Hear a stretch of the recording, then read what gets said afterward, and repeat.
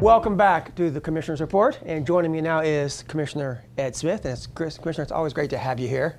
Well, thank you very much, Mike. It's a real opportunity, and it's a real, I guess, a real pleasure and honor to be here with you today to talk to our TV audience. I mentioned earlier in the show a couple of things we want to talk about. Obviously, we want to touch on some of there's a lot we could talk about. Well, hopefully we'll get it all in, but we want to touch on the Polk Parkway, or the Poincana Parkway, in just a second. But we want to begin with an area, the Inwood community, which I know is you have a personal tie to with your family, really with your wife, and a community that's been part of this county for a number of years. And we want to talk about some of the infrastructure maintenance that's ongoing and why that's so important. But first of all, for you, the Inwood community, it does touch home, doesn't it? Well, absolutely it does.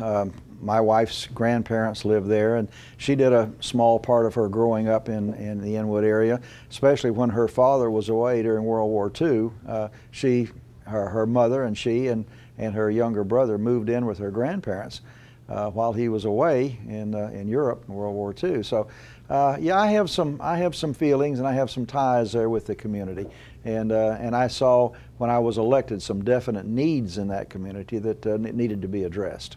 Before we get into that, I want to make sure people know where Inwood is, the Inwood community, because a lot of people may not be familiar with it. Where is this located? The area is, believe it or not, it's about 4,000 people that live in that Inwood area. It's located between Winter Haven and Auburndale. Okay. It is in unincorporated Polk County, but honestly, it is an urbanized area now, because when my wife lived in that area, she said it was very rural. There were cow pastures around their house, and one family raised horses, but that's not true now. I think just about every lot in Inwood is built out. There may be some vacancies, but not many. Yeah, that's interesting how there are some places down in South Polk County where you see the cattle, but not there in near Winter Haven or Auburndale too much anymore. Not much anymore, yeah. No. Well, for years, the county, I know, has been working with ongoing maintenance, the infrastructure, whether it's with sidewalks or drainage or the streets, and that's certainly what's been going on there. And maybe we can start off with talking about some of the needs. As you mentioned, when you became a commissioner, you saw some needs there. And well, let's go ahead and start with, I think we want to start with maybe some of the road resurfacing. Okay, yeah, that's a good place to start. Polk County made a determination back in about 2008 to start a program there of resurfacing some of the streets in Inwood that badly needed it. And we made the determination that we were going to invest $8 million in that effort of resurfacing these streets out there. And so we sat down and we made a plan, and we divided the streets into 8 segments, and we'd do $1 million each year with that. And so we have progressed with it. We are now through segment 6, so we have 2 segments left, and it's moved along very well, and the streets are looking really, really very good. Now, some of the streets needed more work than others. It wasn't just a matter of coming in and just resurfacing it. Some of them had drains that ran under the streets that had collapsed. They had to be replaced. And so there was a lot of other work. Some of the underlayment that had been done wasn't done properly. So in some cases that had to be done. We found cases where in some of the lesser traveled streets that the original construction consisted of just coming in and pouring a layer of asphalt on top of the dirt. There was no underlayment at all, and no. Wow. So that had to be reworked. So there was a lot to be done there. You know, Commissioner, a couple of things that you said there, I hope people touched on even beyond this project. That you mentioned 8 phases. You know, sometimes people want things done immediately, and you also the cost. It's amazing how expensive it is to put in or to resurface and do these kind of things. $8 million for all these. People need to understand things don't happen overnight. It takes a while to get this stuff all done. Well, absolutely, absolutely. Now we were very fortunate. The recession was both a curse and a blessing. Okay. It was a curse in that we didn't have much money as we would have had normally under normal circumstances. On the other hand, it was a blessing because construction costs got very, very cheap. They dropped, right. So that was a good thing too. The cost of materials became cheaper, labor became cheaper. Literally, a lot of the contractors were almost fighting for work because they were just trying to keep things going, you know. So construction bids were coming in lots cheaper than they normally would, and cheaper than the engineering estimates were. So we got some good deals during that period of time, which was a big help. And you know, there's something about roads when you resurface them or repave them, improve them, that just adds to the community. Not just the fact that people are tired of driving over bumpy roads, but it makes the community look so much better when you just improve the roads alone. Well, it does. It helps property value, and the big thing, Mike, that really it improves there is just people's morale and people's feelings about taking pride in their community and where they live.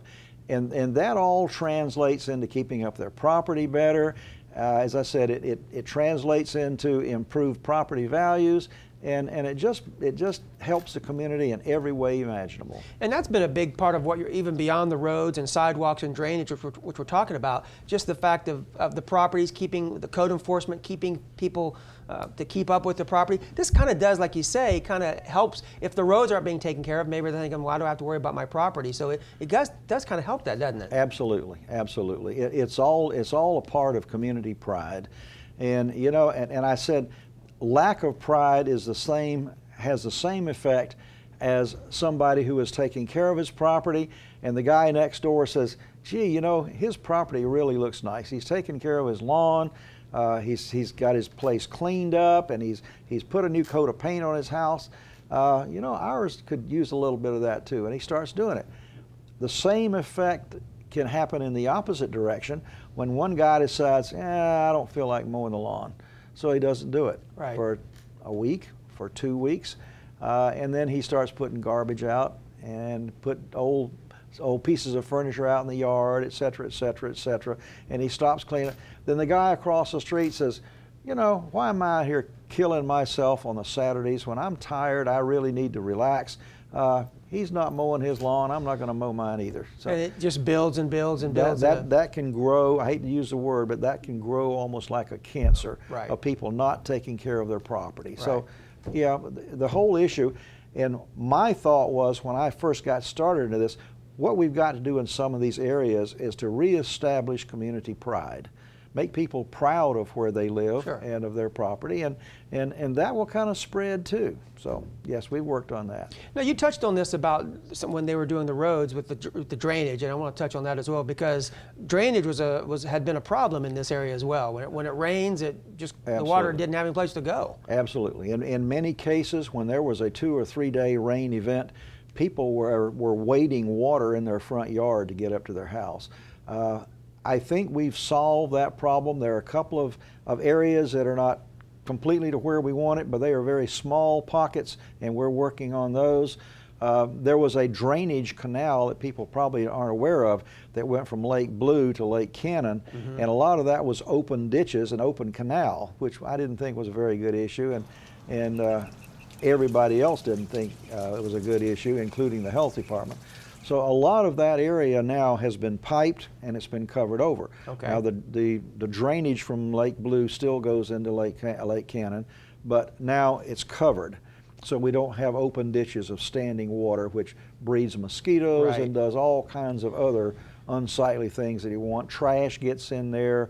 It's just an unhealthy situation. So we have really made quite an investment in drainage. The drainage issues mostly were financed by CDBG, which is Community Development Block Grants from the federal government that we have to match, but it gives us funds to do things like that. Right. So.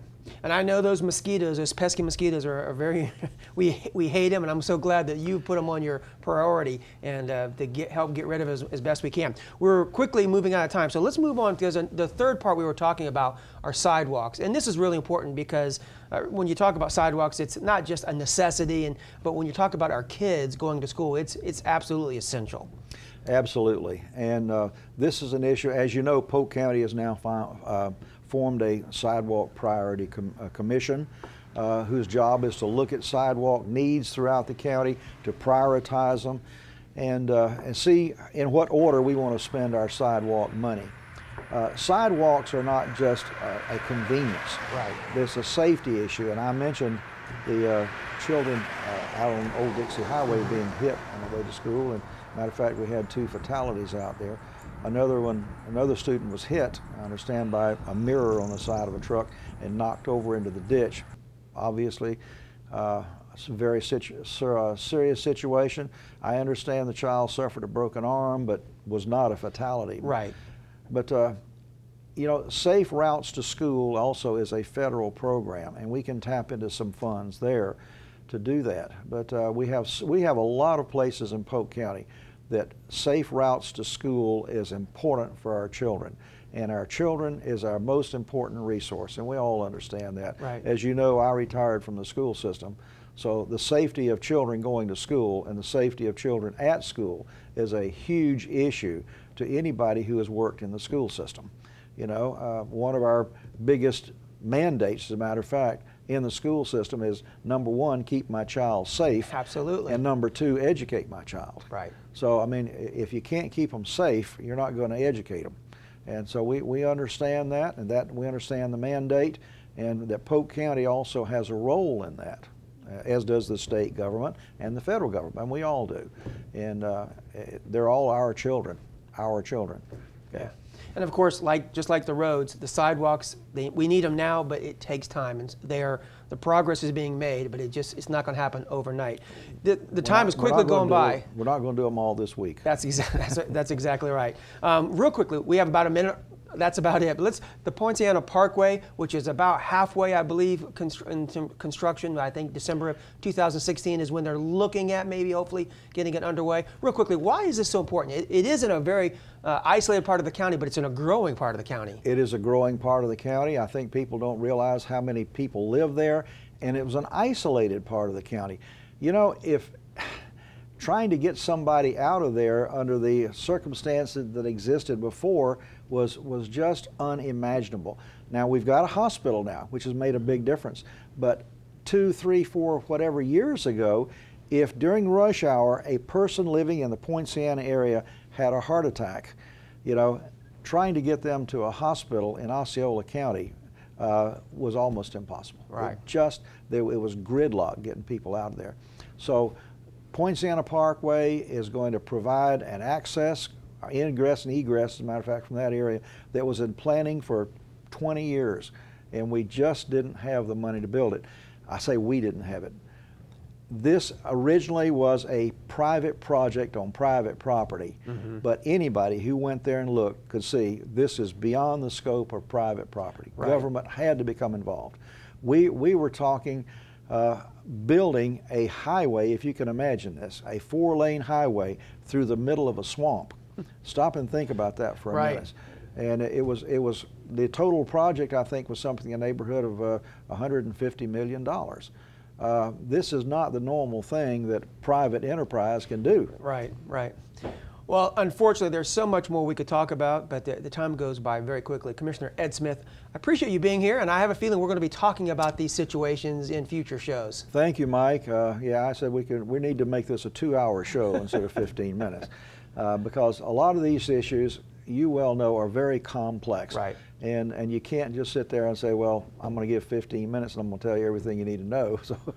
Well, hopefully we've whet your appetite and touched base on some things and give you some more information on these very important issues. Again, Commissioner Ed Smith, thank you for being here. Thank you very much for inviting me. Absolutely. I'm anxious to come back. And thank you for joining us, and we hope you will join us again for another edition of the Commissioner's Report. Take care.